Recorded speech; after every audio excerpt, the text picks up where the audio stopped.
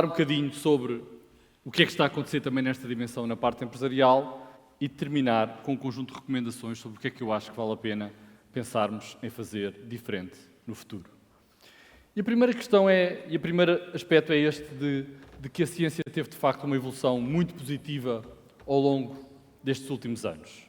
E estes últimos anos não são só, podemos falar nestes últimos anos da crise que aconteceu em Portugal, e certamente o Pedro de manhã apresentou alguns indicadores, se calhar, menos interessantes, mas se calhar nós olhamos mais ao longo de um período mais dilatado, nós vemos que de facto houve uma evolução muito significativa e positiva. Se nós olharmos para o pessoal em investigação e desenvolvimento, e eu vou falar sobretudo de pessoas, porque quando nós falamos de conhecimento avançado, nós podemos olhar para níveis de investimento do ponto de vista de euros ou dólares, mas eu acho que as pessoas e os investigadores em particular, quando falamos de ciência, são absolutamente críticos. E a maior parte daquilo que eu vou falar é sobretudo sobre o papel destes investigadores. E nós vemos que desde 1982 até 2012, o número de investigadores em Portugal aumentou 6,6 vezes. Quase 7 vezes nós crescemos o número de investigadores que temos em Portugal e, portanto, vemos que o desenvolvimento científico, o conjunto de pessoas que estão a desenvolver ciência em Portugal teve uma evolução muito significativa. Uma evolução, e eu vou voltar a essa questão, que é muito mais significativa nas universidades, nas instituições sem fins lucrativos, do que aquela que encontramos nas empresas, dado que vemos que continua a haver aqui uma presença relativamente pequena e, como nós vamos ver, se calhar mais pequena do que deveria ser ao nível do tecido empresarial. Mas não é só nos inputs, não é? Portanto, nós podemos pensar naquilo que está a acontecer em termos da especificidade do país, mas temos que ver isto em contexto internacional também, onde é que Portugal está. E quando nós comparamos, por exemplo, o número de investigadores por 1000 ativos, que aparece aqui, nós vemos também, mais uma vez, a extraordinária evolução que Portugal fez desde os anos 80.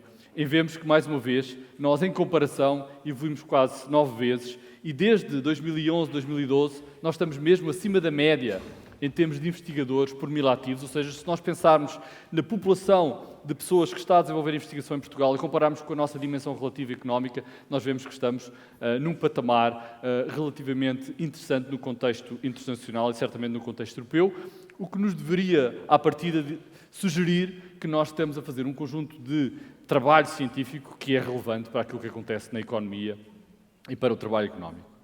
O trabalho é relevante e tem evoluído também ao nível dos outputs. E, portanto, se nós pensarmos não apenas naquilo que entra dentro da ciência, mas também naquilo que sai, nós vemos aqui que o número de artigos científicos por 100 mil habitantes teve também uma evolução muito significativa e, portanto, estes investigadores estão a produzir resultados. E estão a produzir resultados significativos, tanto que o output aumentou neste mesmo período 42 vezes e não apenas os 6 ou 7 vezes que eu vos mostrei há pouco. E, portanto, parece que há resultados, certamente, pelo menos resultados científicos deste trabalho que tem vindo a ser feito ao longo destas décadas. E quando nós olhamos para esta questão, mas agora comparamos com o que é que está a acontecer ao nível da prosperidade, nós vemos que a evolução de prosperidade não acompanha propriamente aquilo que nós encontramos ao nível da nossa ciência. E nós podemos ver isto de várias maneiras. Certamente, quando nós olhamos, por exemplo, para o European Innovation Scorecard, que é, porventura, o indicador ou a forma, digamos, mais sintética de comparar os países a nível europeu relativamente à capacidade de inovação, portanto, à sua capacidade de traduzir ciência e tecnologia em conhecimento, em resultados económicos, e nós vemos que Portugal está entre os países moderadamente inovadores, está acima do conjunto de outros países, e, portanto, mas ainda abaixo da média europeia. Mas quando nós começamos a olhar para resultados mais económicos do ponto de vista desta relação, do ponto de vista daquilo que está a acontecer na economia, as coisas começam a ser um bocadinho menos interessantes.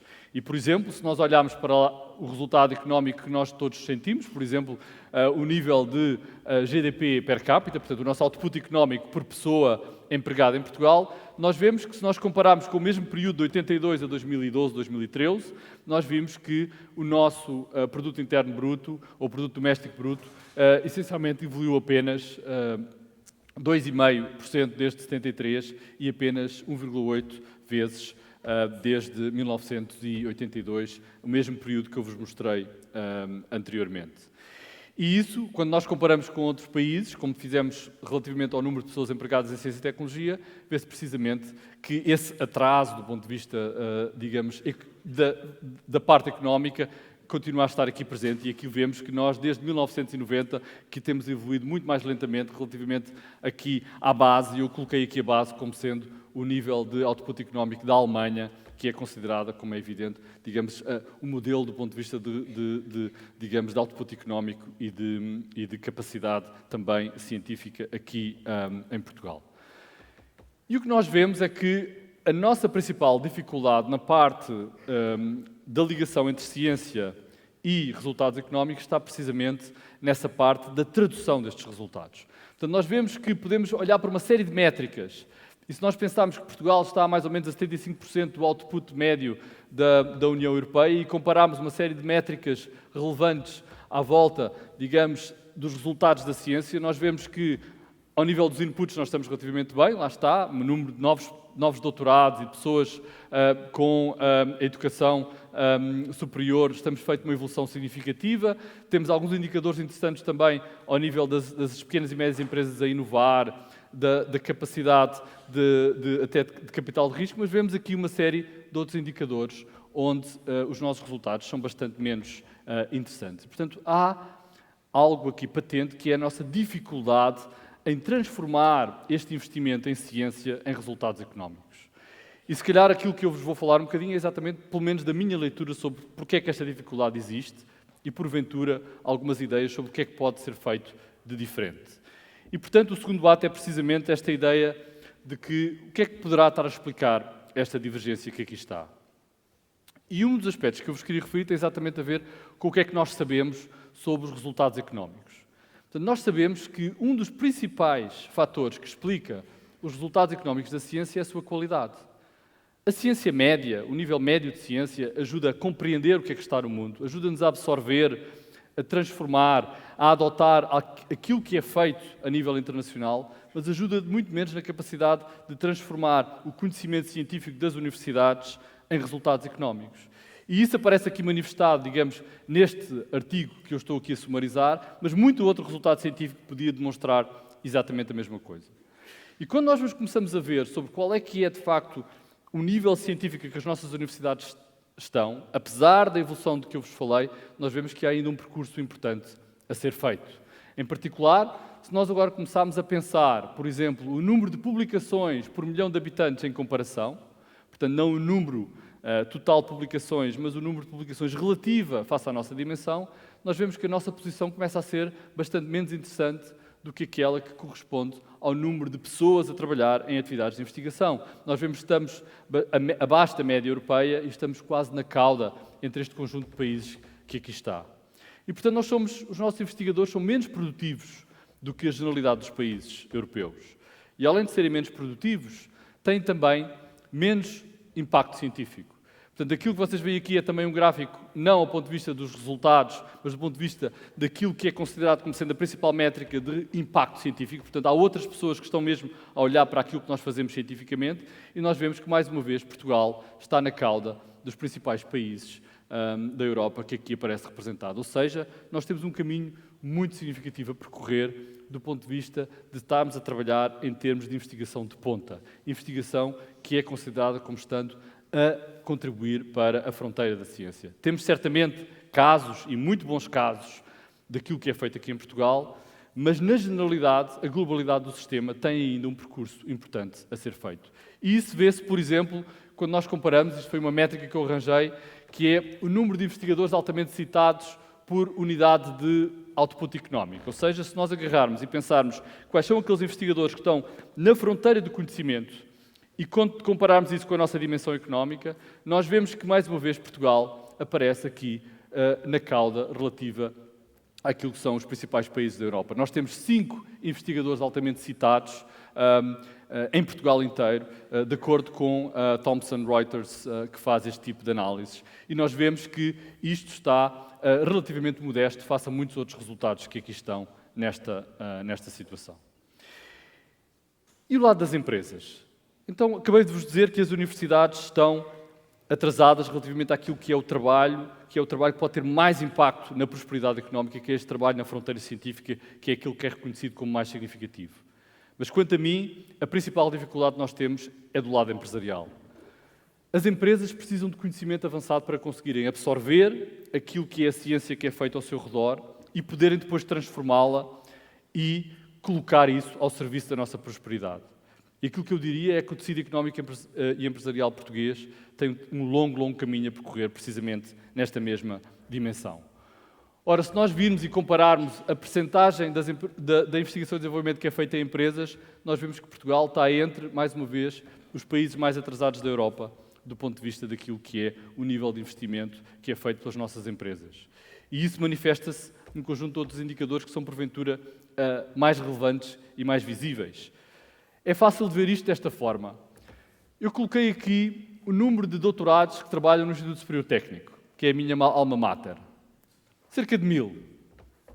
E comparei isto com o número total de doutorados a trabalhar em empresas portuguesas e, portanto, a trabalharem em investigação e desenvolvimento com o doutoramento. Há 640. Em todo o tecido empresarial português, de norte a sul de Portugal, há apenas 640 doutorados a trabalharem e a fazerem ciência. Menos do que aquilo que há numa instituição e nem uma universidade inteira do ensino superior português. Se nós pensarmos na indústria transformadora, nós temos 230 doutorados na indústria transformadora. Estes doutorados são aqueles que têm capacidade de interpretar, de ler, de absorver conhecimento avançado e transformar isso em prosperidade económica. Enquanto nós não alterarmos esta situação, é muito difícil de nós termos uma diferença e fazermos a diferença e transformarmos a ciência em prosperidade. Isso vê-se também quando nós, por exemplo, vemos o número de doutorados que está nas empresas que mais gastam em investigação e desenvolvimento. Nós temos em Portugal apenas 2 empresas ou 3 que reportam mais do que 10 doutorados a trabalharem dentro das suas fileiras. E, portanto, é difícil, quando nós temos doutorados, 3 ou 4 doutorados destas empresas, que estes doutorados consigam carregar a responsabilidade de acompanhar, dirigir, determinar tudo o que é o conhecimento científico e usar isso do ponto de vista estratégico. Aliás, nós vemos que se compararmos as top 10 grandes empresas e as top 10 pequenas e médias empresas, nós vemos que quando chegamos logo à empresa que está em 7º ou 8º lugar, nós vemos que o mesmo número de doutorados está presente em pequenas empresas e em grandes empresas. E isso, por isso, leva-nos precisamente àquilo que é a minha recomendação relativamente ao que vale a pena pensar e é aquilo que fica como ideias para o debate. Por um lado, nós temos que apostar na qualidade da nossa ciência. Nós fizemos uma evolução fantástica, que foi aquilo que eu vos mostrei, mas muita da ciência que nós fazemos em Portugal, em média, há casos excelentes, mas em média está ainda relativamente distante da fronteira. E se queremos, de facto, que a ciência em Portugal contribua para a prosperidade económica, nós temos que ter mais cientistas que estão, de facto, a contribuir para a fronteira da ciência. Isso significa mais recursos, mas também mais responsabilidade, mais autonomia, mas também mais exigência do ponto de vista daquilo que é o trabalho científico que é feito das universidades, para que tenhamos, de facto, ciência que avança o conhecimento do mundo, porque é essa ciência também que mais pode contribuir para a prosperidade a nível nacional. A segunda dimensão tem a ver com a parte empresarial. Mais vale apostar em novas empresas. Como eu vos mostrei, a maior parte das empresas a nível nacional não faz uma própria proposta estratégica na ciência. E apenas um pequeno parênteses aqui. Não quer dizer que as empresas não sejam inovadoras ou que não tenham tecnologia. Têm-no. Estamos a falar de ciência. A aposta em ciência é uma aposta que demora anos a ter resultados e, portanto, tem que ser um resultado estratégico e uma aposta estratégica. Aquilo que os resultados que eu vos apresentei aqui sugerem é que muito poucas empresas têm esta aposta estratégica. E não há uma grande diferença entre grandes e pequenas empresas. E, por isso, aquilo que seria a minha recomendação é muito mais apostar em novas empresas. Empresas que têm na sua base, na sua gênese, ciência avançada, porque essas vão reconhecer mais e melhor o papel, a oportunidade, o instrumento estratégico que a ciência pode representar e poder fazer esse aproveitamento de outras formas. O empreendedorismo, as novas empresas, os spin-offs a partir da universidade e a partir das empresas existentes, parece-me a mim, são instrumentos muito úteis e muito relevantes para cada vez mais e cada vez melhor podermos transformar ciência em prosperidade. Muito obrigado. Boa tarde.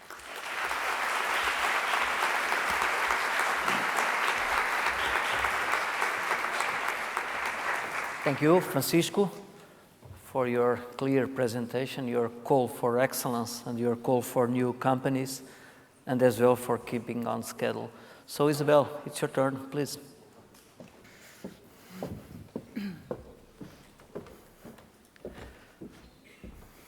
Muito boa tarde a todos. Primeiro eu gostaria de agradecer à Fundação Francisco Manuel dos Santos este convite. Para mim é uma verdadeira honra estar aqui hoje, pronto, com este convite e nesta sessão, e em Braga em particular, porque eu quase que cresci em Braga, só não nasci cá, mas passei cá todos os fins de semana da minha vida, portanto sou de alguma forma bracarense. E eu hoje vou falar, quando a minha apresentação aparecer. Ok, eu hoje vou falar do conhecimento à mudança. E a minha apresentação vai estar dividida em 3 grandes zonas, ou 3 grandes atos, em que eu primeiro irei falar de desafios societais, depois da forma como é que estes desafios societais têm impactado no setor agroalimentar, e desenham-se algumas tendências do setor agroalimentar. Eu não vou falar de todas, e vou pegar numa delas, e sobre essa tendência, que é o horizonte proteico, eu vou explorá-lo um bocadinho na vertente da ciência e na vertente do mercado. Terminando com um case study de parceria Universidade e Indústria. Então, o que é que nos dizem os desafios societais? Pelo menos alguns dos que eu vou elencar aqui. Um deles é a questão da demografia. Atualmente, no mundo, somos cerca de 7 bilhões de pessoas neste globo, e dados das Nações Unidas avançam que estamos perante um crescimento da população global e que em 2050 iremos ser cerca de 9 bilhões. Com uma distribuição muito dispar em termos globais e em termos do mundo, em que as regiões menos desenvolvidas vão ter provavelmente mais pessoas e as mais desenvolvidas menos. Estamos perante, portanto, uma demografia de extremos. Por um lado temos séniores, e aquela mancha azul em crescente evidencia o número de pessoas, ou 30% da população, que irá ter mais de 60 anos em 2050. E, por outro lado, temos um outro perfil de população ou de consumidores, que são os millennials. Os millennials são todos aqueles que nasceram na altura, na viragem do milénio, portanto, que hoje têm cerca de 15 a 35 anos, com necessidades muito específicas. Tanto os séniores têm necessidades específicas pela idade, como os millennials, que têm um forte engagement com as marcas e com os produtos. Este perfil dos milénios significa que demonstra-nos que 1/3 da população a nível global pertence a esta categorização.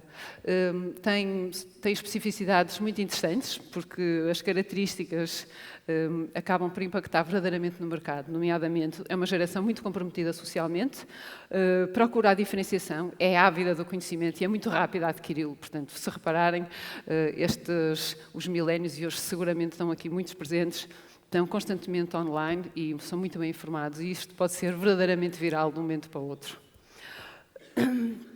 Outro dos grandes desafios societais é a questão da sustentabilidade.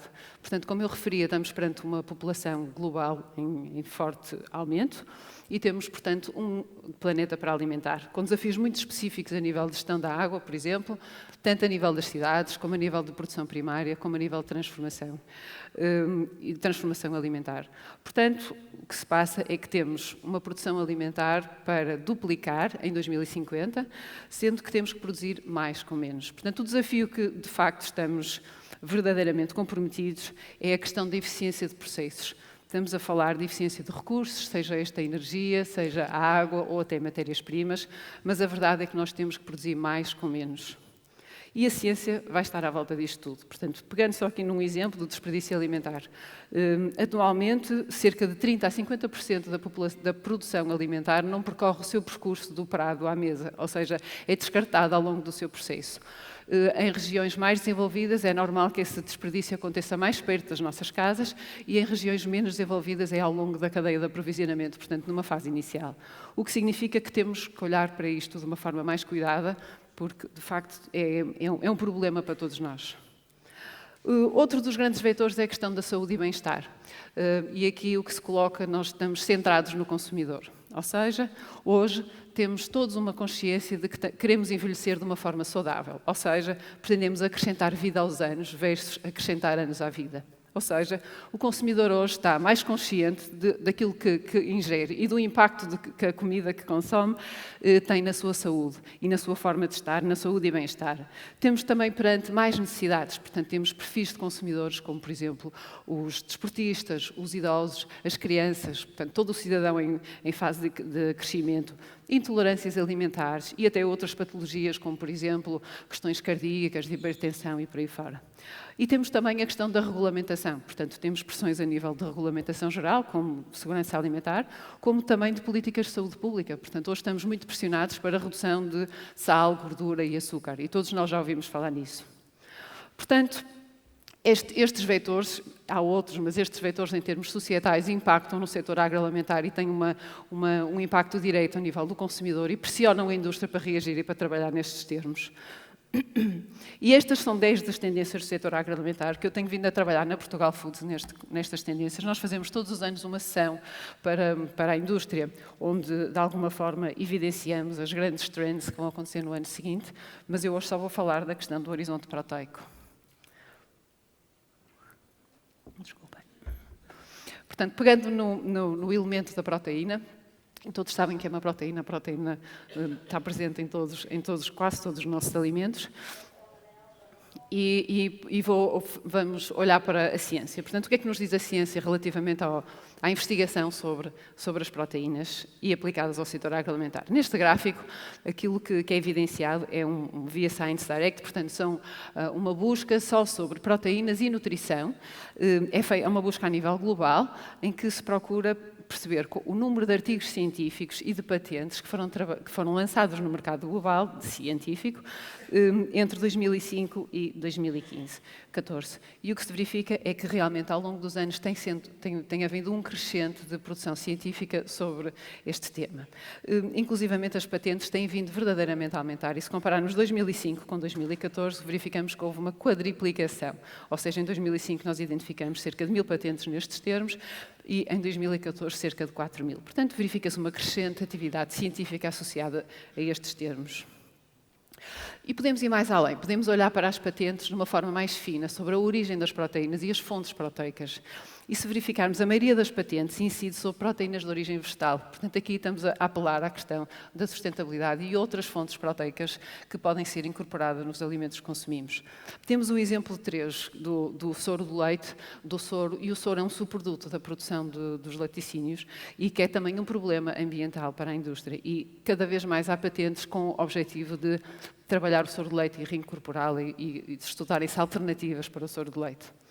Portanto, este era um dos pontos que eu gostaria de salientar.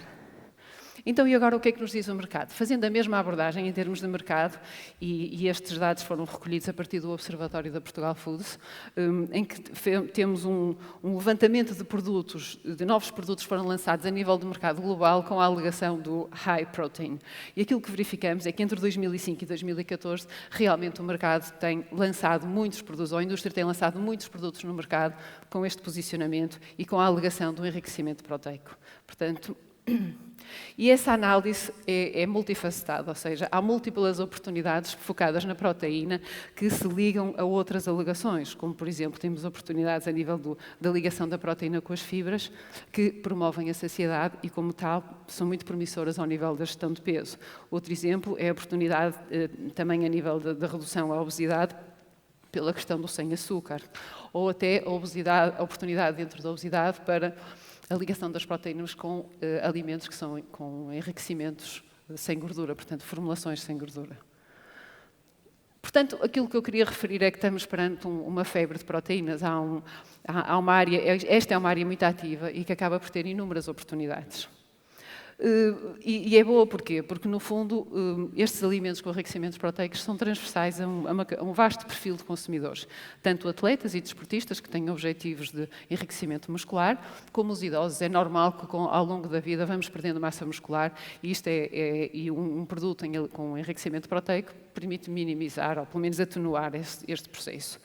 Outro exemplo são os vegetarianos ou os vegetarianos flexíveis, que somos todos nós que podemos não ser vegetarianos, mas volta e meia comemos uma lasanha de vegetais. Ou então todos os consumidores que têm preocupações com gestão de peso, em que um enriquecimento ou uma dieta com enriquecimento proteico pode ajudar a redução da vontade de comer.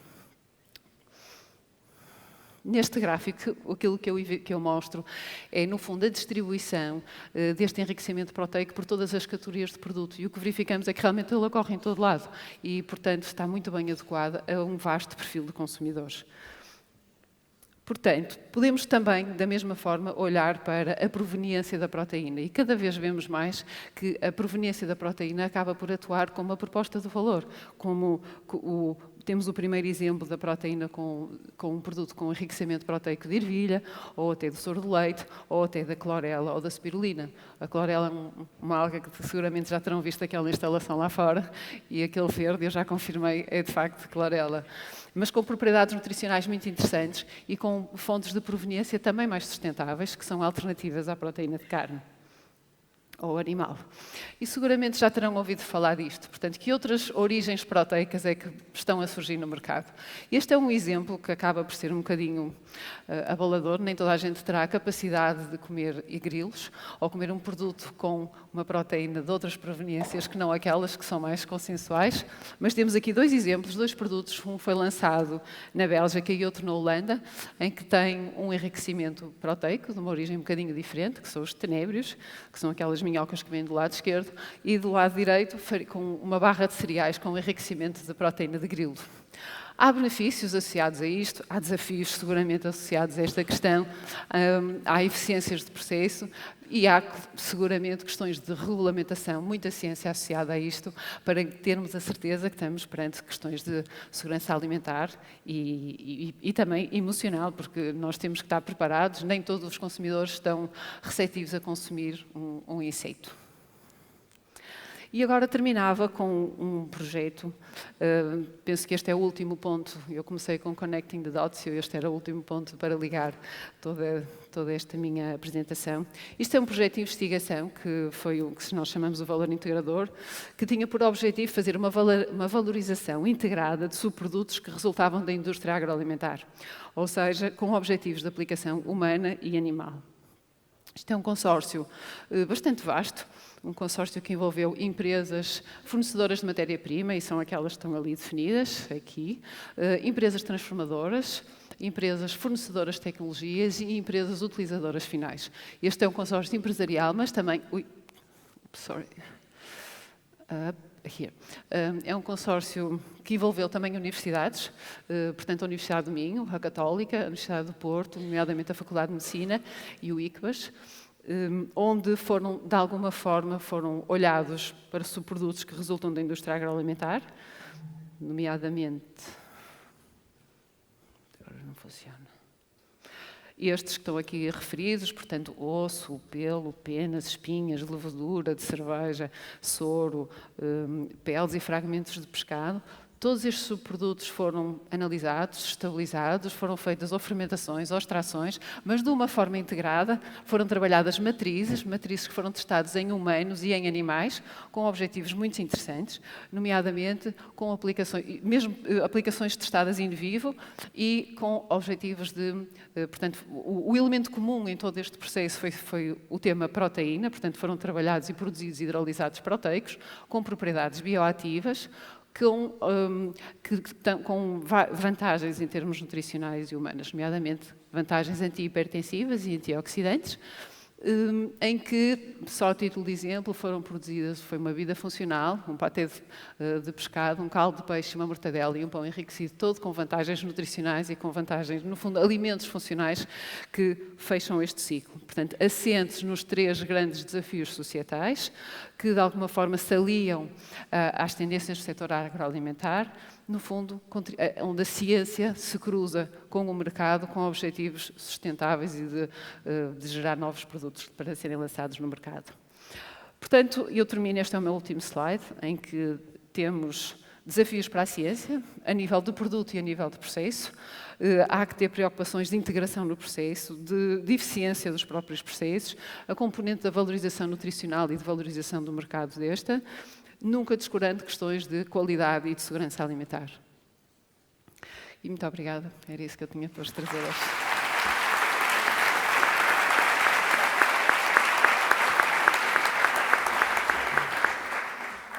you, Isabel, for your angle from a specific economic sector. This will be quite useful later for the debate. And now it's time for nanotechnology. Lars, please, the stage is yours. Thank you very much. So, ladies and gentlemen, I'm very pleased to be here, and I would like to thank the organizers for giving me this opportunity to speak a bit about nanotechnology and how we perceive how that could actually help our society. So I think it may be interesting to start with the first question about nanotechnology. Let me see if I get yes. So, nanotechnology, what is that? And I would like to take up the point raised this morning when the blue LEDs were introduced in the jacket. You remember that? And then the question was, why did it take so long time to go from the red LEDs to the blue LEDs? Because it was about a decade or so. And I would do something that is very difficult. I would try to explain to you why. So I think when you were kids, you were all playing with Lego. How many of you did that? Okay, good. Then you know that these pieces, they have holes and poles. And these holes and poles, they fit to each other. And the distance in between them are also equal, which makes it possible to build. And it becomes a solid piece. And you can do that in different colors, of course. And then you also know that if they wouldn't fit, you wouldn't get them to stick together. And when you make these blue LEDs, or when you make LEDs, it's actually making layered material, layer by layer. And if these layers don't fit to each other, then it will crack. It will not form a solid body. And this took about a decade or so to develop how to make these different layers so they stick together. So that's all. And then they were rewarded with the Nobel Prize of Physics last year. And it was for the blue LED, a special material composition making the blue light possible. The same kind of technology for the red LEDs and the green LEDs that we have had for 30 years or so. And this is interesting per se, for itself. But what is even more interesting is that if you have the blue, the red, and the green, you can actually do things together. You know our color television sets, they're all consisting of red, blue, and green, and you can recreate all colors. So by having the blue, you can do all colors. So not any longer just blue, red, and green. It's all colors, all LEDs. And this makes a fundamental change to how we can treat lighting.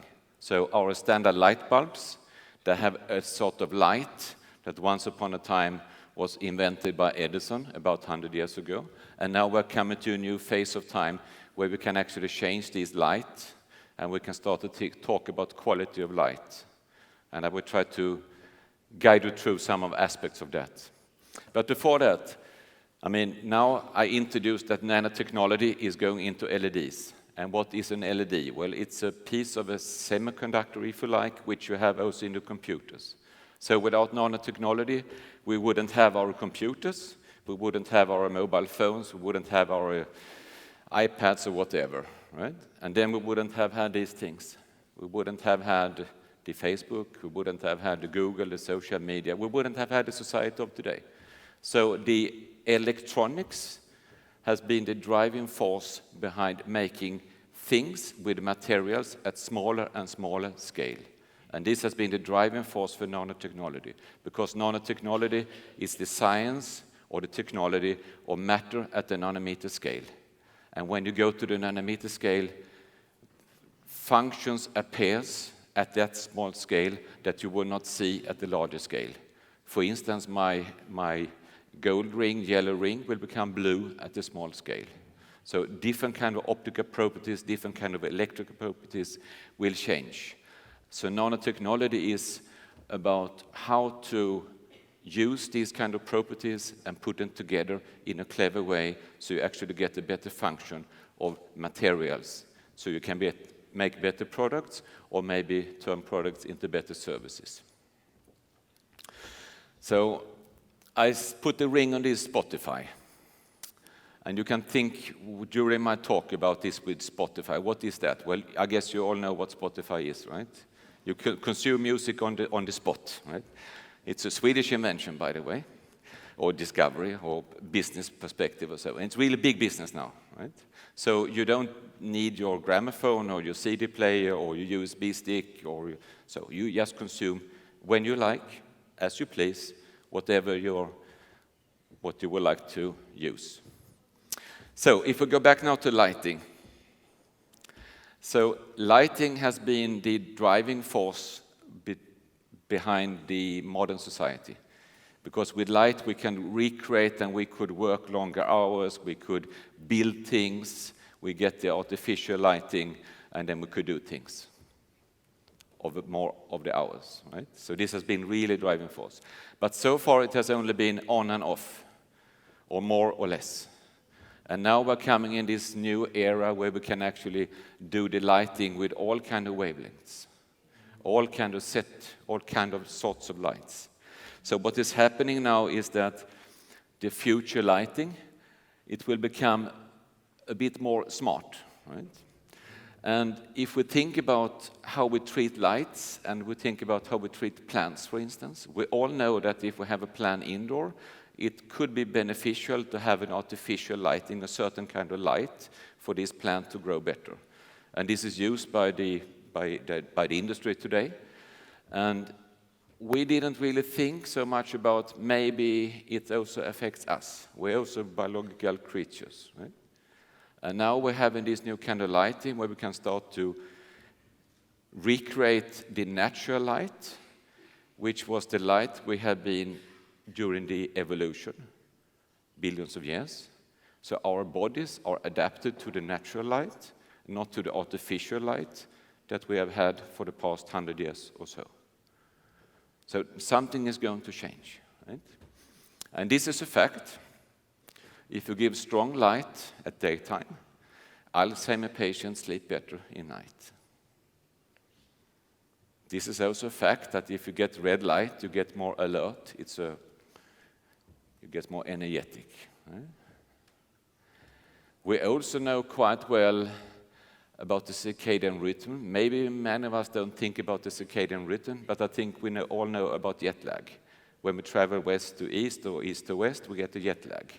It does not happen if we travel south to north or north to south. It doesn't happen. So there is something with why do we get a jet lag? And you get a jet lag because you have an internal clock that does not synchronize with the 12 o'clock blue light. If you get that blue light, you can synchronize your internal clock, and then you get tired when you should get tired, and you get awakened when you should get awakened. And this is something we now can do. So if we have a jet lag, and we give a very short light pulse at the right moment, we can take the jet lag away, like this. And this means that there will be some fundamental new possibilities coming up. And this is a consequence of making a discovery in the physics side of growing materials at a very fine scale. And then suddenly, when you do that invention, all these other things pops up. You can do other things. And the reason for it is not hocus pocus or science fiction. It's actually a third photoreceptor that was discovered 10 years ago in the bottom part of the retina, sensitive to the blue light. And that is the photoreceptor being responsible for the internal clock, the circadian clock. So, what we have now is principally, as you know, we are changing all our standard light bulbs to solid-state lighting or LEDs. They are quite ugly for the moment. They will become better with time, for sure. And what we're having now is that we can have this kind of wavelengths and dynamics. The light can be switched on and off more easily. And then in the future, we have much more things that are really beyond what we can think about now.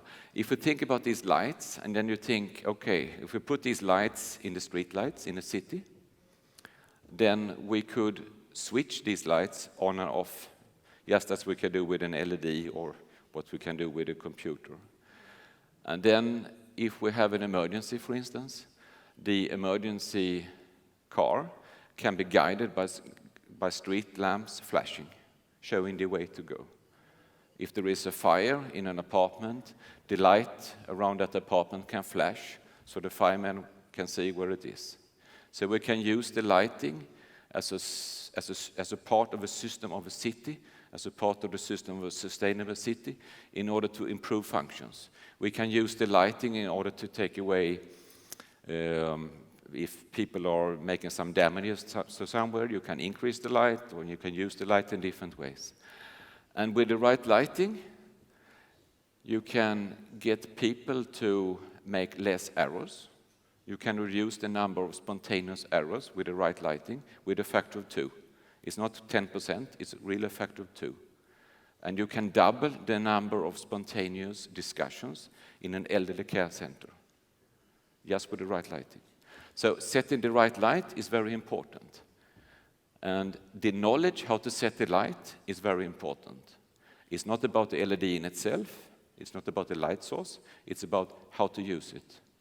And if you think about Spotify, sound, gramophone, CDs, Spotify, etc., maybe you can see what I'm aiming towards. So we're getting something that we call smart living light. And what is happening when we get to this point is that we are open up completely new kind of value chains or supply chains that we don't have today. Today, we buy a bulb in the shop, we put it in, we turn on electricity. And we consume light by paying the electricity bill. We don't really know how much light bill we have at home, but we know that if we don't use so much light, the electricity bill go down.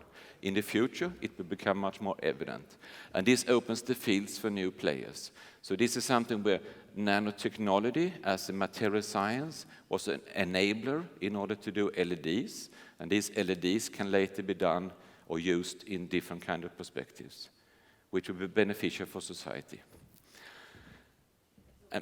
And besides this, what is really interesting with nanotechnology is that we only need to use those atoms or molecules that we need, not any more than we don't need. So it's the ultimate sustainable technology. We only use what we need for the function that we need. So we don't need to waste anything. It's a Gedanken experiment, of course, but we will come there. So we get a lot of new different kind of markets. And you can think about lighting as happened with the telephones. We have a telephone at home, and now we have a mobile phone. The telephone and the mobile phone are still two products. The telephone, it worked because it was connected to a line. The mobile phone, it works if we have a service provider that gives service to the telephone. Otherwise, we cannot use it, more than maybe take notes or do calculations or so. So there is people coming up here that will supply quality to the consumer, and there are people that will make the systems that make this possible, and there will be system installers, system suppliers that will supply the systems to the manufacturer, will give the recommendations to the manufacturers. The manufacturers will develop the things, sell it in the shops. So it will be a new kind of ecosystem around lighting. And this is one example of how we can transform the nanotechnology science into a higher value product. And this is the key behind nanotechnology. It will not be new nanotechnology businesses, but it will be nanotechnology-enabled products in all kinds of businesses as we know of today, and also new businesses. And this is, with nanotechnology, it's a key enabling technology which can be used in all kinds of businesses. And it's not only in products, it's also within law or in other kind of social subjects. We need to have an understanding of how to use nanotechnology, so it will affect everything of society. It's really key enabling technology. And then I come to the quiz to you. If you start to think about Spotify that took care about when sound became digital in really digital, you can start to think now the light will become really digital. What is the equivalent of Spotify in the light sector? If you solve that, I think you will have a good future. And then you can think about other kind of value chains that's happening now. You know, the car industry, and we have Google now who have driverless cars. We have Apple who also thinks about that. So most probably there will be an Apple car on the market that will change totally the way the car industry has been doing it. Right? So there are a lot of things that will happen in the future. And I would like to stop here and say that you're all welcome to INL, the International Iberian Nanotechnology Laboratory, where we do scientific work and research and development and innovation that is really to be of societal value, of fundamental importance for sustainability. Thank you very much.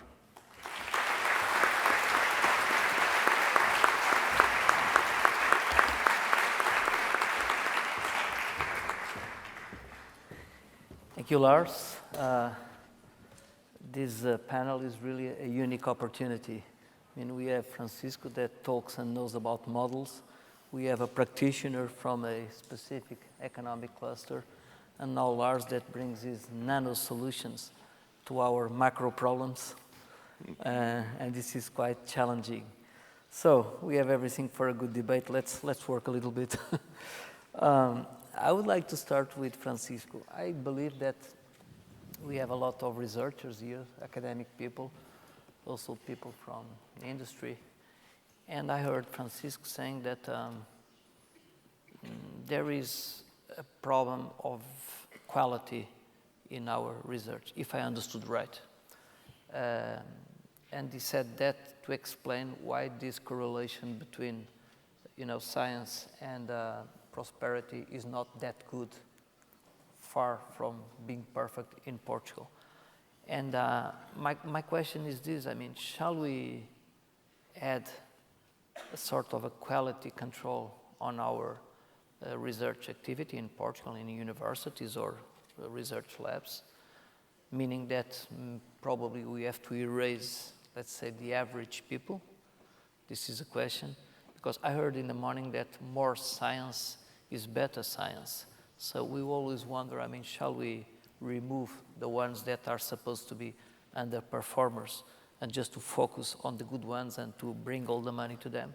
This is one thing. Another thing is you have stressed a lot the metrics of publications and the impact of publications. But I mean, as far as I understand, patents are in many cases a better metric regarding the knowledge transfer to economy. So I would like you to elaborate a little bit about that, if possible. Sure, thank you. So regarding the first part of the question, I mean, universities in particular have several missions. And I think we have to think about the missions and the expectations that we have about the mission. So universities exist to teach students, and that's a very important mission of the university. And universities also exist to advance the general level of knowledge, not only in Portugal, but in general throughout, the academia internationally. And nowadays, academia is all interconnected. What I was talking more about has to do with the expectation of, in some senses, the third mission of the university, which is transfer, direct transfer to economic results. So I think that when we think about universities, when we think about the role of researchers play a variety of different roles, right? They play the role of educators because they have the mission to distill the knowledge internationally that's being done and transform that and convey that to the undergraduate and the graduate students that they train. That's a key, I would say, it's the first fundamental mission of a university. As well as the second part, I mean, just general advancement of knowledge that you have. The issue is more about that third element, about that third mission. Once you start to develop the expectation that out of the research that's coming out of universities, that research has direct applicability to economic impact, then what we know from a lot of studies is that being at the cutting edge of knowledge, at that frontier, is of critical relevance to be able to have that economic impact, either through technology transfer to existing firms or through the creation of new firms. And that is what I'm arguing about. So it's not about getting rid of all the others. That's not what I mean. It's about having realistic expectations about that third mission of the university. If we want that third mission to be present and significant here in Portugal, we do need to have a better stress on the quality of what we do in terms of universities. As I've shown, they've made a tremendous path, tremendous evolution in terms of what they've been able to do. But they're still in the tail end once you start to think about measures of quality, of impact, and general relevance internationally. And those are the ones that are the better explanatory factors of a direct contribution is this third mission. As to the second question that you posed, I mean, I agree with you that patents and other types of metrics are more relevant for economic relevance, but that's precisely relates back to the first question. If all the studies that have been done throughout, mostly in the UK and the US, some in Germany as well, that have looked at these issues, they see that the top researchers in terms of publications and citations are also the researchers that are more likely to have patents, to have contracts with firms, and to have greater economic impact, by far. One of the leading inventor in the world, which is Bob Langer. Bob Langer is a professor at MIT. He is the man in the entire history of mankind that has had more patents. He has, I think, over 2,000 patents. He overcame Edison, a few months ago. He's also an amazing person in terms of the number of firms that were created based on his research. He became multimillionaire because of the firms and the contracts that he has done with firms because of his knowledge. And he is also one of the most well-known and the most respected researchers in his area. I mean, obviously, this is an extreme case, but this tells you precisely that being, in the cutting edge is not something that you have to do at the expense of being something that's close to the market. I would say quite the contrary, and I think, the point that Lars made about this fundamental resolution of some issues at the nanotech and how they can have direct economic relevance, if we're able to solve some of these issues, it would have tremendous, tremendous impact, as Lars highlighted. And so I don't see that as a tension at all. Okay, thanks. Isabel, Francisco just told us about the third mission of the university, let's say knowledge transfer to economy, generally to society. I mean, from the point of view of a specific sector, the food sector, I mean, how do you see it? I mean, is it feasible that an entire cluster that is, I believe, mostly integrates small and medium companies, they develop a science agenda for the cluster, and that they can ask a university that within its third mission develops that agenda? Is it possible? Would it be desirable? Yes, I think it's possible, and somehow we are a bit working on it. I think the way it's probably not working as bad as we would like to. Maybe it's because of the profile of our food industry, because some of them, they use the suppliers to create innovation, and mostly they don't go to the university to promote the innovation as they probably would like to. So it's mostly more incremental instead of being disruptive. But while coming back to your question, I think in our case we are working on it. We made a survey on food industry, what exactly they would like, what were their problems, and how they would see science that would come up and to solve their problems. And we did that with food industry and as well with universities. We made the same survey on both sides. We are building up, we call them structure projects, and we are targeting authenticity, valorization of byproducts, logistics, and food science and well-being. So one of the areas that we think they are strategic. We try to see where are the problems, to see where are the solutions, to ask them individually. We even made focus groups on that to build up an agenda on science. And also we are aligned with European lines. So we are not solving the thing just by ourselves. For instance, I presented this example on proteins, and the European community launched a call on sources on proteins. So this is not only our idea. I mean, we are aligned with the strategic lines in Europe when it comes to food. Yeah, Lars, I mean, I just got to know that lately or recently you managed to have some contract research there at the Nanotechnology Lab. I mean, how does it work there? I mean, are you working directly for, what companies need tomorrow, or how does it work?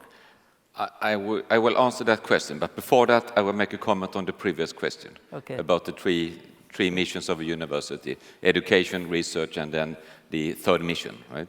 And I think the problem with universities is that they are very strange animals, right? So at all levels at university, you speak about teaching and research. It's all levels, from the students to the professors to the department heads to the university directorate. But when it comes to the third mission, it's not spoken at all these levels. It's only spoken at the directorate level. And then you have an innovation office or something like that that should take care about it. Yeah. So it does not become internalized in the university system. So I think there is a need for an incentive that actually take a measure on this third mission. Because as you tell us, I mean, we know that the most creative scientist is also the best scientist that actually make patents. Right? So it's very hand in hand, but it's never discussed. And I think it has to be discussed, it has to be incentivized within the university and internalized within the university. Oh, that was one comment. And then back to your question about our possibilities to work with companies and make contracts and so. And I think we are working in different kind of modus of operandi about that. We have possibilities to have experts for hire. I mean, if a company really wants some expertise, some of our scientists can go and work with that company, maybe spend a week or 2 days per week for some months in order to develop something together with them. That's one way. Another way is to do more commission kind of research, that the company comes and say, we would like to develop this kind of thing, could you help us to do that? And I know very well what it is, and then we can help them to do that. Yeah. And the third way is that they come to us and say, you know, the world is changing very quickly, and we would like to have something that is really innovative, something that is radically different. And we may think that nanotechnology maybe could help us. We don't know what it is, but maybe it could help us. Yeah. And then we start an ideation process, and we try to understand what do they want to do, and then we try to put some kind of piece of conversation on the table so we can start to discuss what it is, right? And then we can help them. So there are different levels of doing this. Yeah, you know, I've been abroad 2 weeks ago, I think, and I heard actually the European Commissioner for Research, because he's Portuguese, Carlos Moedas, saying that recently Tesla, the electric car maker, has released an update to the software of electric cars. And with that update, the cars became much more efficient, better, whatever. So meaning that you don't have to buy a new car to have a better car. And now I just heard you telling us that lighting can be a service. That, I mean, you don't have to buy a new infrastructure to have better lighting at home. I find when the INL started, I remember people telling me that it is too far away from market, so it's too fundamental.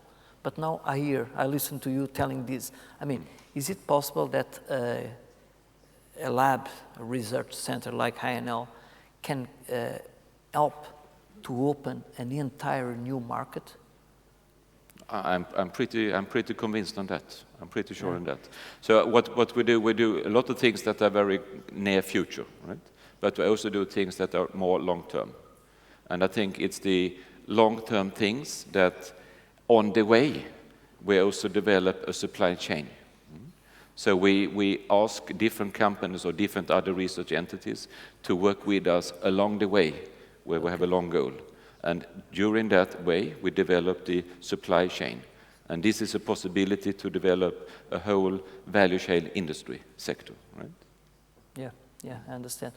Francisco, I mean, in your presentation as well, you told us that probably the existing companies in Portugal are not anymore, actually, I'm not sure if they were in the past, the right ones to absorb technology and knowledge. So they are not technology takers, let's say.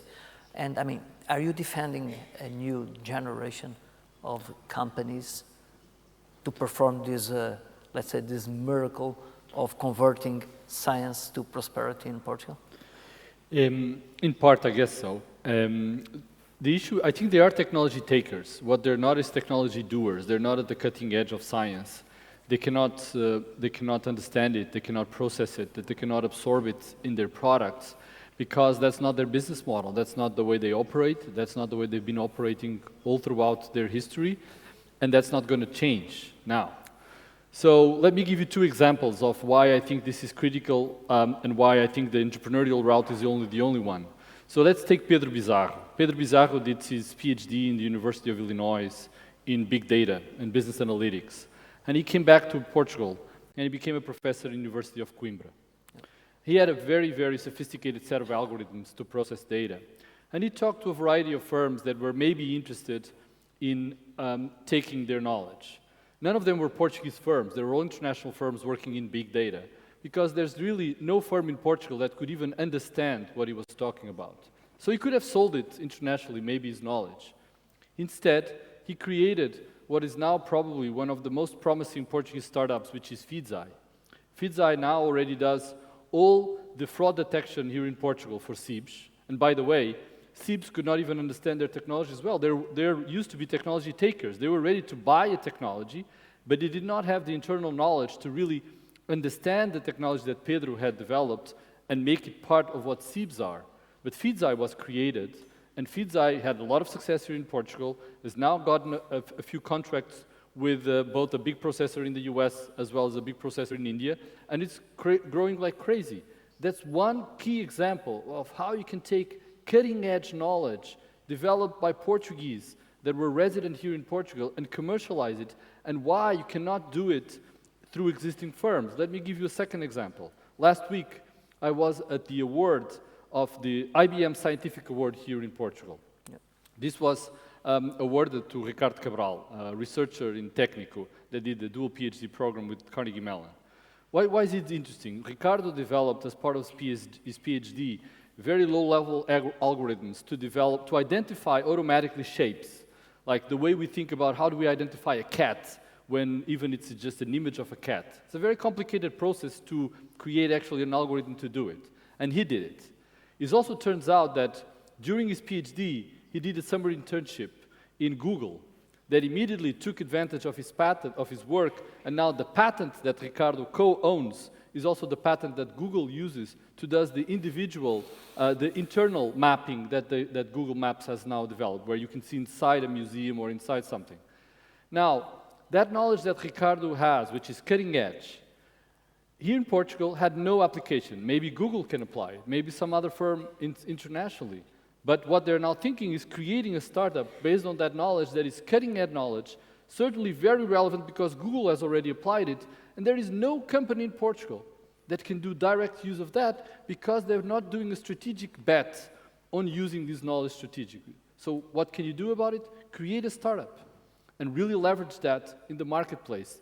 That can make a radical difference in the way that you think, you interpret, and you materialize this third mission of the university, making sure that that knowledge that we have, fewer examples than we should, but we do have good examples, making it to the marketplace and making a difference in terms of prosperity. But isn't there the danger that some of these cutting-edge companies, at the end of the day, finish or eventually finish in the States somewhere? I mean, bought by some Google or some... Well, but all good firms are international firms by nature, right? So the best thing that could happen, and for example, with Feedzai, is to become, and it is in many ways already an international firm.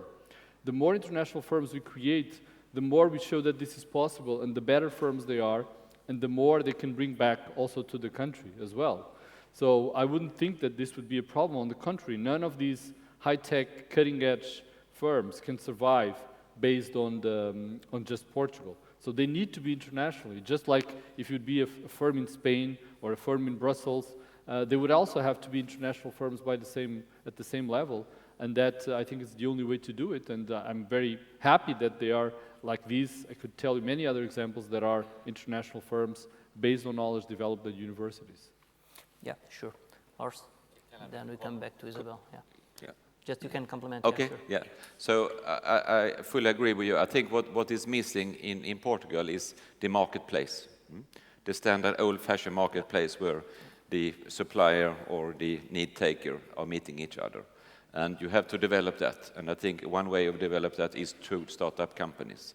And hopefully, in the end, they will not always be sold to Silicon Valley or to China or India, right? So I think every small step is a way of creating this marketplace. And I think we, working in this sector, should try to establish these marketplaces as much as possible in different sectors. Yeah. Isabel, I mean, both academics and people from the economic agents from economy, real economy, let's say, the enterprise sector, they tend to believe that knowledge transfer is mostly technological transfer, you know? There is this sense. And I mean, I spoke with Lars during lunchtime, and we agreed that when we have a project for a spin-off from the university, that typically someone from the technology side tends to make an alliance to find a partner that is as well another one from the technological side. I mean, very often they are duplicating weaknesses. And I saw in your presentation that, I mean, many of the topics that you address have to do with social problems, you know, address social problems. I mean, is that important? Are you doing that in the food sector, that you attract social scientists, social people, what we call sometimes soft sciences, you know, social sciences, humanities, I mean, to work together with the technological side and to develop better products that address needs of society generally? Yeah, the thing is to focus the innovation in sustainability. So it can be in sustainability in a way how to produce more with less and to optimize the systems. You can even integrate your sensors to be more reactive. You can, as much as you know about your consumer and also the society, the better you can offer products to the market. So then you have competitive advantages on that. Just to pick up an example, also on social sciences, I think you can even nowadays you can measure the face movement, and where you, instead of asking if you like or not this product, you are monitoring the eye. And the thing is that I can say, well, I like this bottle, and I like this here or that, and I'm just looking to the color of. So in fact, what this eye tracking, what it can give us, is that what I verbalize, sometimes it's not really real. So it monitors the eye, and it takes all the other ways of perception to make conclusions. And as much as you know the consumer, you can also pick that to the market to develop better products to be more addressed to the public. So that's a bit different, and it's a bit not as usual as common. Also picking up as well the example of sustainability. I think nowadays we are somehow pressed with 0 miles and with all the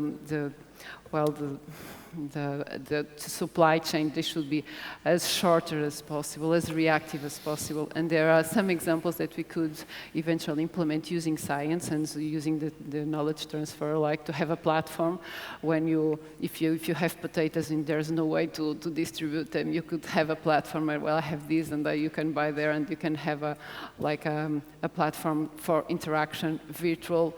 And you win a lot. You're shorter supply chain, more reactive, and more sustainable. So you can really give an answer to small producers. They don't have the quantity to be in big chains. So, I mean, it's other ways to see facing on sustainability and to improve economy. So just are some examples. Yeah. We also, I was involved in another project that was dealing with emerging technologies. And now speaking, because we are always trying to export the Portuguese products to other geographies. And one of the things is some products, they are perishable. So they cannot they cannot fly or like to China. I mean, it's difficult because it's 1 month traveling. And we were developing technologies with universities, like high pressure processing, ohmic treatment with University of Minho as well.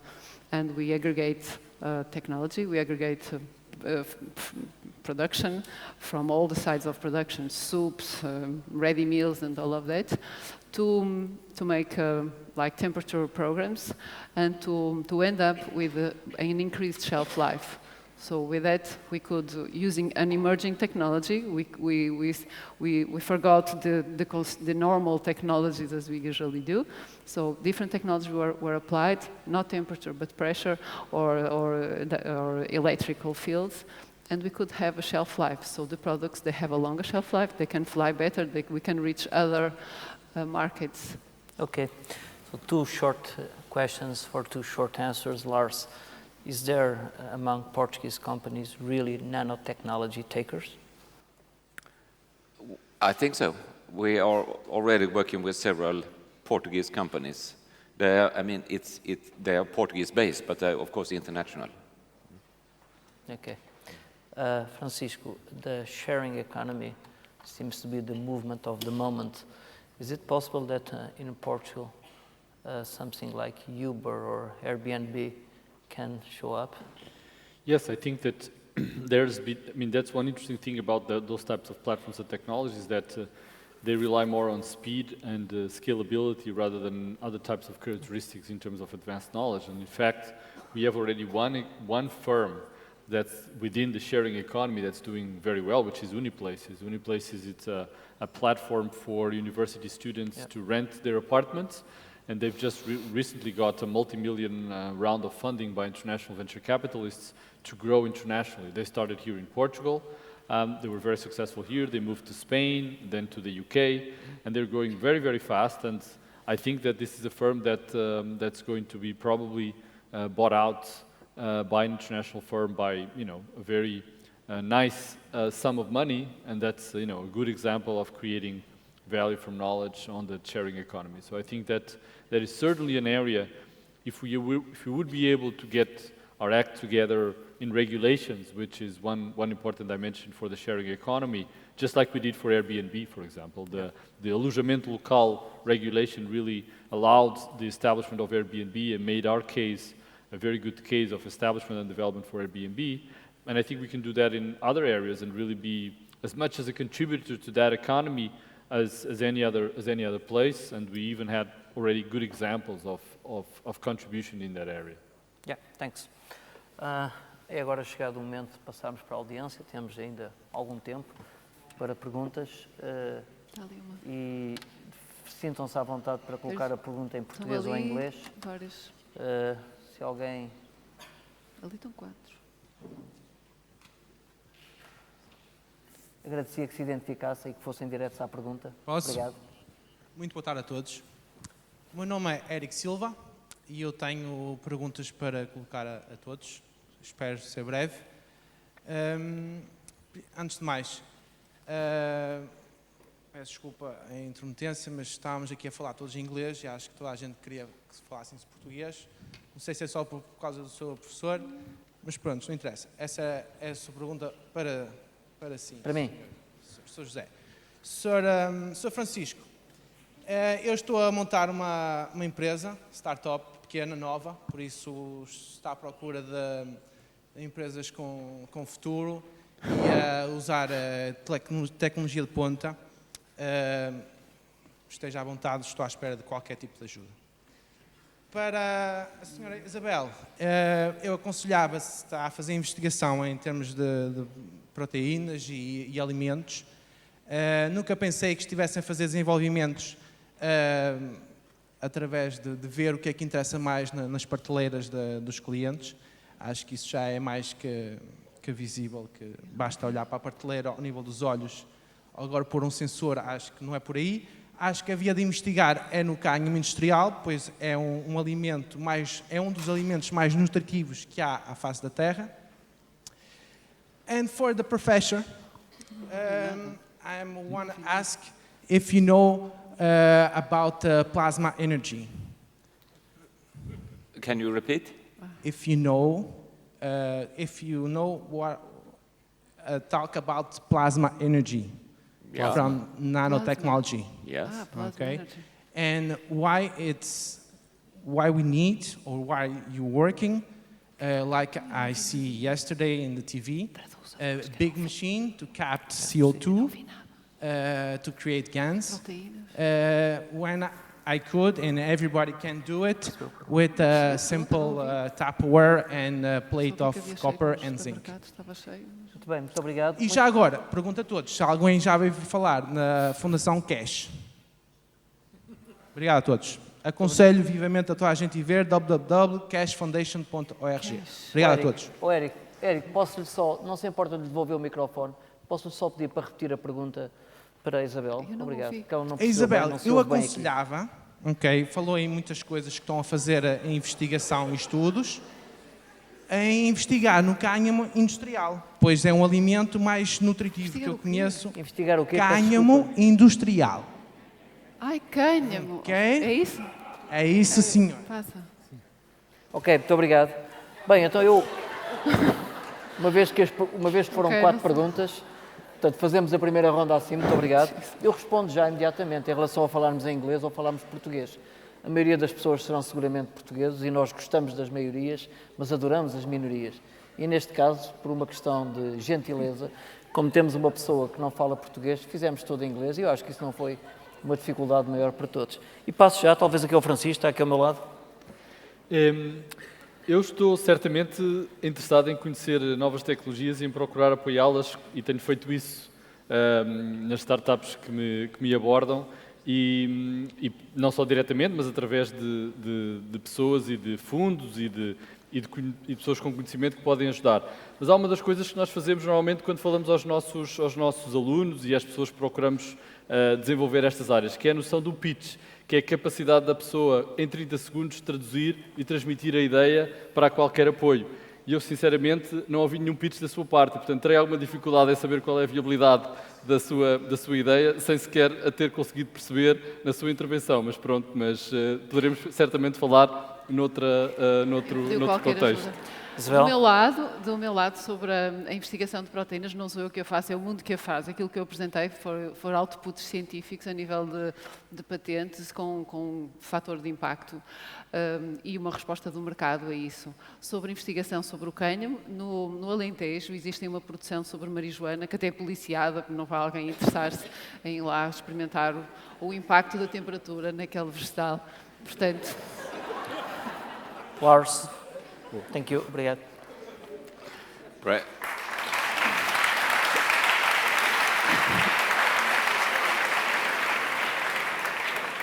So, I think what your question refers to the folly structure that we have put on the square here in Braga. So I think that is a metaphor for something, and it's a piece of conversation. And I think it's a piece of conversation of having people to discuss what can science bring. And then we can talk about the details later. Thank you. Mais uma ronda de perguntas. Posso? Boa tarde, o meu nome é David Marçal. Eu queria focar-me na primeira apresentação do professor Francisco Velosa sobre o input e o output da nossa investigação, não é? Nós fizemos um grande percurso, muito rápido, nas últimas décadas, mas ainda temos um grande caminho à frente, como é evidente, e na questão da qualidade. Falou na evolução dos recursos humanos, mas eu queria lhe pedir uma especulação. Eu imagino que haja dados para responder a esta pergunta, mas mesmo que não os tenha, eu peço-lhe para especular, que é o seguinte: se eu tiver... porque além dos recursos humanos também há outros recursos que se põem na investigação, não é? Nós temos um grande aumento de recursos humanos, mas os investigadores também precisam de meios que custam dinheiro para trabalhar.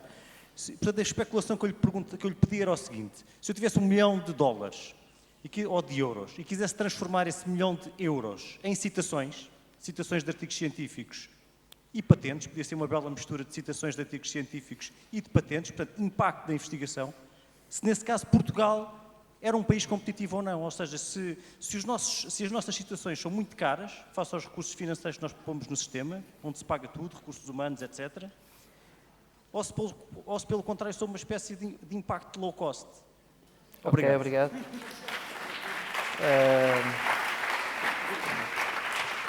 Essa é a chamada $1 million question. Mais uma pergunta, vamos fazer aqui talvez 3 e depois respondemos. Eu acho que certamente haveria um espaço de aplicação desse dinheiro em Portugal. Aqui há duas coisas que eu referi. Eu acho que, por um lado, eu acho que uma das dificuldades para nós fazermos esse último percurso ao nível da qualidade que eu estava a referir é um sistema de promoção e de seleção, digamos, de progressão na carreira mais meritocrático do que existe em Portugal. Nós não temos um sistema suficientemente meritocrático, o que significa que nós temos um conjunto de pessoas nos topos digamos, das unidades de investigação e das universidades que não têm a qualidade que poderia ter, digamos assim. E eu acho que esse é claramente um dos aspectos onde nós teríamos que mudar, e temos que mudar, e estamos a mudar, mas temos que mudar mais depressa para termos uma maior presença de investigadores, digamos, na fronteira do conhecimento e, portanto, com mais citações e com mais patentes, etc. Relativamente ao $1 milhão, eu aplicava-o em 4 ou 5 grupos que existem em Portugal que estão a fazer investigação de fronteira e que não tenho dúvida absolutamente nenhuma que conseguirão, com mais esses recursos, produzir mais investigação que é simultaneamente relevante cientificamente, mas também com muito potencial económico. Quando eu me referia à ideia de que não há suficientes, não quer dizer que não existam. Existem muito bons. Aliás, eu mostrei que, por exemplo, existem 5 investigadores nacionais que estão entre os mais citados a nível mundial, e aquilo é uma base de dados feita independentemente da nacionalidade, apenas pelo impacto científico. Portanto, nós temos pessoas absolutamente extraordinárias aqui em Portugal. O que nós precisamos é ter muito mais dessas pessoas do que aquelas que temos. Para isso, é preciso recursos, não apenas recursos humanos, boas pessoas, bem treinadas, mas é também preciso condições, e nomeadamente condições financeiras. E por isso, um dos aspectos e uma das recomendações que eu deixei na minha apresentação foi precisamente que o sistema de ciência precisa de mais recursos, mas precisa de mais recursos simultaneamente com mais responsabilidade e com mais exigência do ponto de vista de resultados. As duas coisas têm que seguir hand in hand. Muito obrigado. Vamos ali a uma última questão. Boa tarde e obrigado por este excelente painel. Eu sou José Dionísio e tenho responsabilidades na Primavera Software. A pergunta era dirigida ao professor Francisco Veloso também, porque ia-lhe pedir um comentário sobre, enfim, a explicação adicional que pode dar aos números de doutorados que estão nas universidades, citou uma delas, comparativamente com o número de doutorados que estão nas empresas. A Primavera está há 1 ano à procura de doutorados para a sua empresa. Não teve uma única candidatura. Uma única candidatura. E não será com certeza por falta de referência da marca, digamos assim, ou atrativo da marca.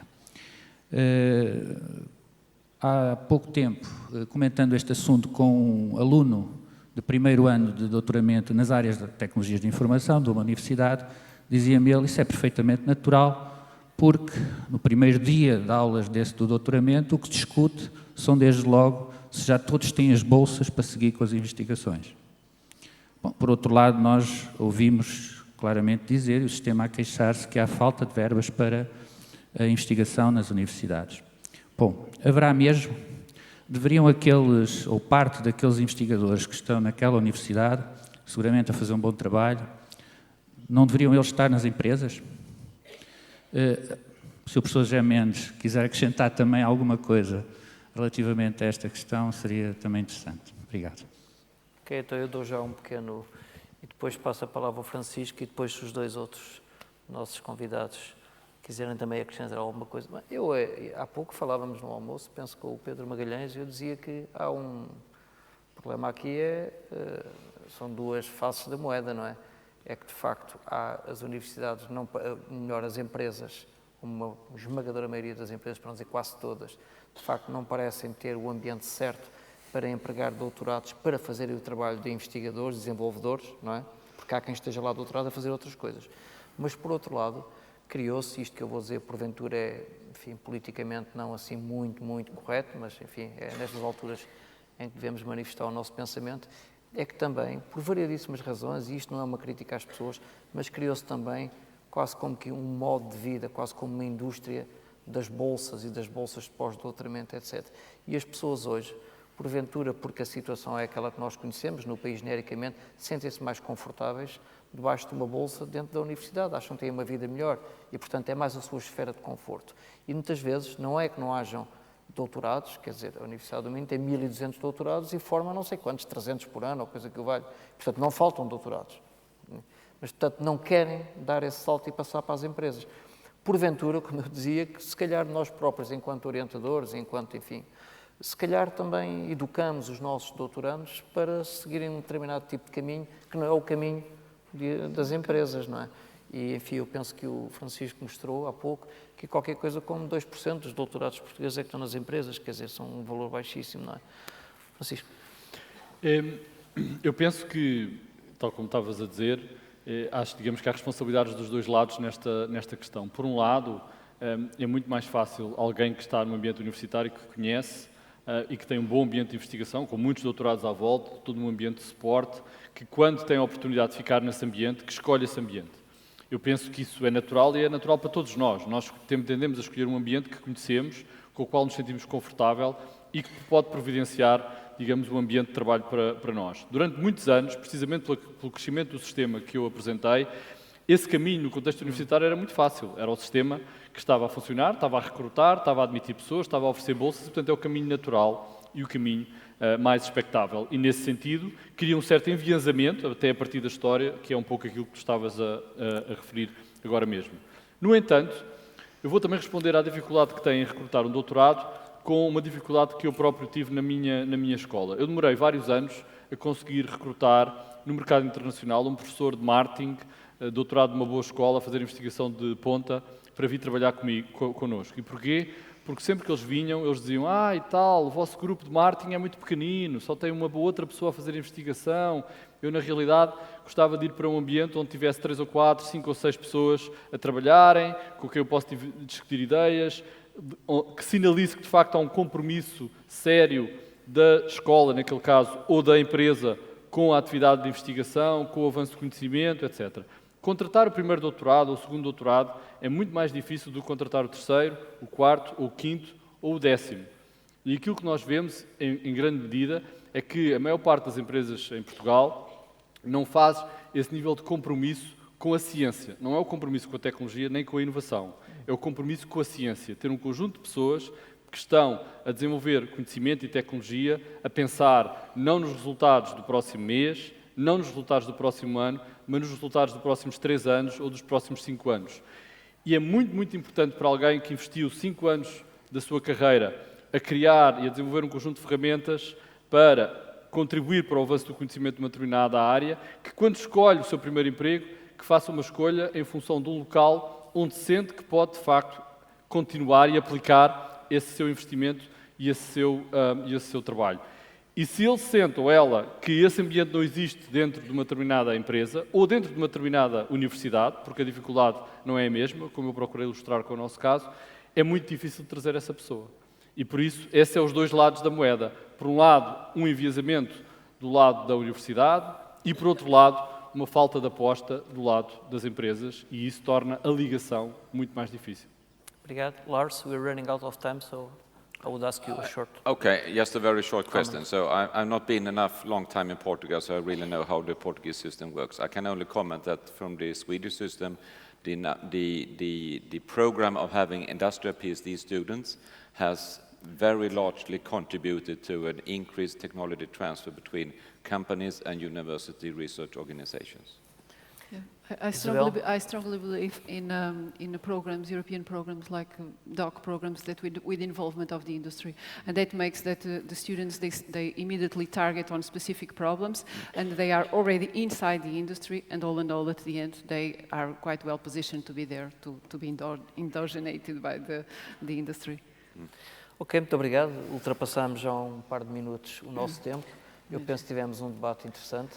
Enfim, com certeza gostaríamos de ter tempo para dar a palavra a muitas mais pessoas, mas durante o intervalo e nos próximos tempos, com certeza que as pessoas estão todas acessíveis. Muito obrigado pela vossa colaboração.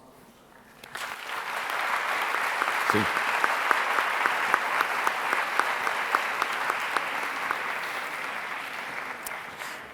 Eu tinha 30 segundos, eu tinha decidido que tinha 30 segundos para vender esta ideia e fazer um pitch.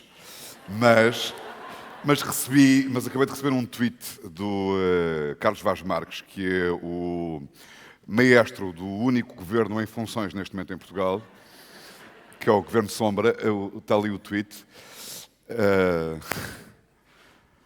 É frustrante que nem sequer o Governo Sombra consiga produzir nada.